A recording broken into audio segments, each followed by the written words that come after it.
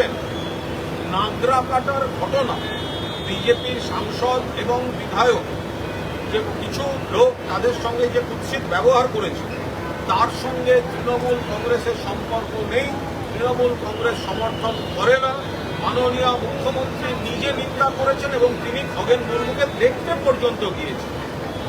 তারপরেও যেভাবে হামলা হয়েছে, আমরা বলছি মানুষের যদি কোনো ক্ষোভও থাকে, ক্ষোভের বহিঃপ্রকাশ এইভাবে হতে পারে না। কাউকে মেরে, কাউকে শারীরিকভাবে লাঞ্ছিত করে এটা হয় না, এটা হতে পারে না, এটা হওয়া উচিত। কিন্তু বিজেপিকেও দেখতে হবে কেন মানুষ ক্ষেপে আছে। বিজেপি নেতারা বারবার বলবেন আমরা দিল্লিকে বলেছি 100 দিনের টাকা দেবেন না, আবাসের টাকা দেবেন না।